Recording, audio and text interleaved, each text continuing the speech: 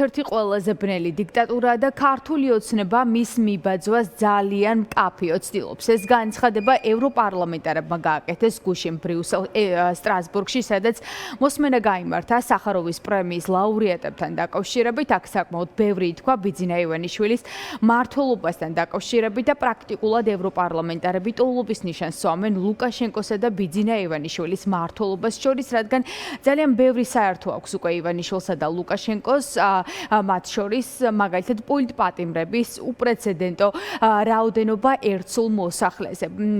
ევროპარლამენტარები პირდაპირ ამბობენ, რომ პარტია, რომელიც არ ერიდება სავარაუდო ქიმიური იარაღის გამოყენება საკუთარი მოქალაქეების წინააღმდეგ, არ შეიძლება ჩაითვალოს პროევროპულად და ევროდეპუტატები შეშფოთებით საუბრობენ იმასთან დაკავშირებით, რომ ევროპის კონტინენტზე, ასე ვთქვათ, ძალიან ბევრი დიქტატორი ყავთ ლუკაშენკოს და ახლა უკვე ბიძინა ივანიშვილის სახით ევროპის კონტინენტზეც ევროკავშირთან ძალიან ახლოს არიან ტირანები, დიქტატორები და რეჟიმები. ეს განცხადება სწორედ იმ დროს გაკეთდა, როდესაც მკაფიოდ საუბრობდნენ როგორც ბიძინა ივანიშვილის, ასევე ლუკაშენკოს რეჟიმების სიახლოვესთან და მსგავსებასთან დაკავშირებით. ევროდეპუტატები მოსმენის დროს პირდაპირ ამბობდნენ იმას, რომ აუცილებელია ბიძინა ივანიშვილის რეჟიმს დაეკისროს პასუხისმგებლობა პოლიტპატიმრებთან დაკავშირებით იმაზე, რომ ქართული ოცნება ლუკაშენკოს მსგავსად ცდილობს ყავდეს ქვეყანაში მოუწყოს საკუთარ მოქალაქეებს რეპრესიები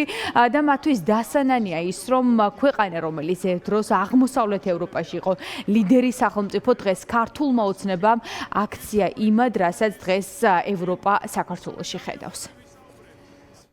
Belarus is one of the darkest dictatorships in the world. ბელარუსი მსოფლიოში ერთ-ერთი ყველაზე ბნელი დიქტატურაა და ქართული ოცნება ძალიან მკაფიოდ ცდილობს მის გამეორებას.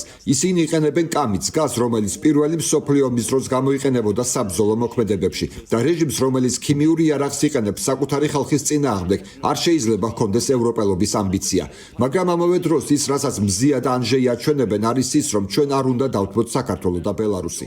ქართველები და ბელარუსები, რადგან ისინი აჩვენებენ, რომ არსებობს განსხვავებული ბელარუსი, არსებობს განსხვავებული საქართველო, არსებობს ხალხი და მოსახლეობის უმრავლესობა, რომელიც ამაყად დგას და იბრძვის ევროპული მომავლისთვის.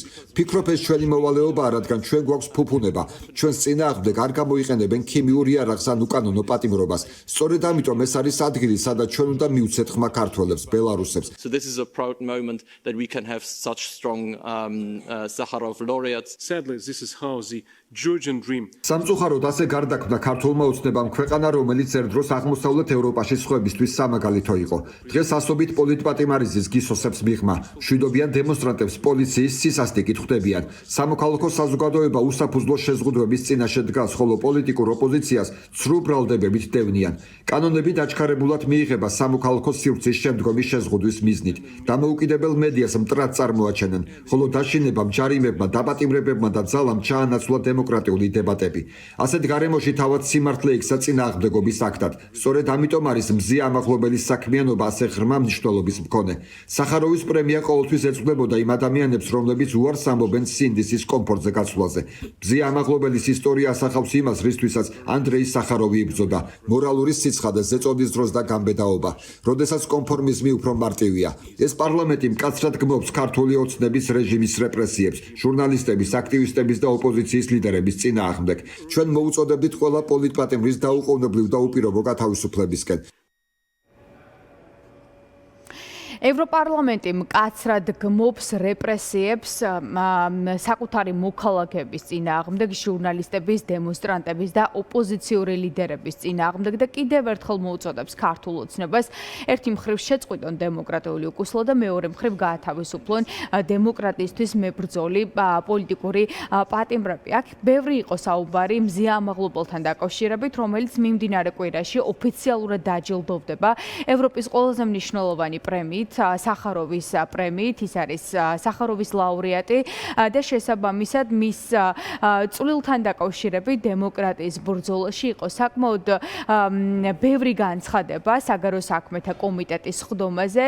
მზია ამაღლობებელი ანდრეი პოჩობუთან, ბელორუს ჟურნალისტთან ერთად არის სახაროვის ლაურეატი და ევროდეპუტატებმა პირდაპირ თქვეს ის, რომ მზია ამაღლობელი დღეს არის პირველი ქალი ჟურნალისტი, რომელიც არის პრაქტიკულად უკანონო პოლიტიკური პატიმარი, რომელიც ციხეში სასჯელს იხდის მხოლოდ და მხოლოდ იმის გამო, რომ იბრძვის საქართველოში დემოკრატიისთვის, სიტყვის და ჟურნალისტური თავისუფლებისთვის. შესაბამისად, ევროპარლამენტარები მზია ამაღლობელს, ასევე ანდრეი პოჩობუტს აცხადებენ გმირებად და სწორედ ამიტომაც მათ გადასცემენ სახაროვის პრემიას.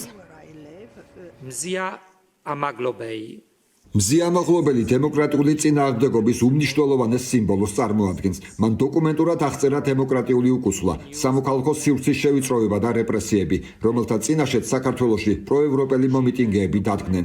მისი დაპატიმრებით და ორწლიანი პატიმრობით ის გახდა საქართველოს დამოუკიდებლობის მოპოვების შემდეგ პირველი ქალი პოლიტპატიმარი, რითაც წარმოადგენს მძლავრ სიმბოლოს იმ რისკისა, რომლის წინაშეც დგანან თავისუფლების დამცველი ჟურნალისტები. 2025 წლის ლაურეატები არიან ჟურნალისტები, რომელთაც არსებითი წვლილი აქვს თავისუფლებისა და დემოკრატიისთვის ბრძოლაში. დემოკრატიული სივრცის შესაქმნელად თავიანთ ქვეყნებში. მათი გამბედაობა ასახავს იმ ღირებულებებს, რომლითაც ევროკავშირი ხელმძღვანელობს. ეს ღირებულებები საყოველთაოა. ისინი უნდა იყოს დაცული ევროკავშირის შიგნით და იმავე სიცხადით უნდა იყოს დაცული ეს ბელარუსსა თუ საქართველოში და ნებისმიერ ადგილას, სადაც მოქალაქეები ევროპას დემოკრატიული თავისუფლებისა და ადამიანის უფლებებისთვის ბრძოლაში სოლიდარობის იმედით უყურებენ. Mzia Amaglobelli and Andrei Pochobut are very similar. მზია ამაღლობელი და ანდრია პოჩოტუტი ძალიან გვანან ერთმანეთს, იბრძვიან სამოქალაქო თავისუფლებისთვისა და სიტყვის თავისუფლებისთვის. ისინი არ არიან პოლიტიკოსები, ისინი არიან ჟურნალისტები. ისინი იბრძვიან თავიანთი და ჩვენი თავისუფლებისთვის. ისინი ჩვენთვის იბრძვიან, რადგან სახაროვის პრემიის უკანასკნელ ლაურეატი მინდა ვახსენო იყო ალექსანდრე ნავალნიც, რომელიც 1 წლის შემდეგ დაიღუპა. მზია ამაღლობელი და ანდრეი პოჩოუტი ევროპელები არიან ჩვენი კონტინენტიდან.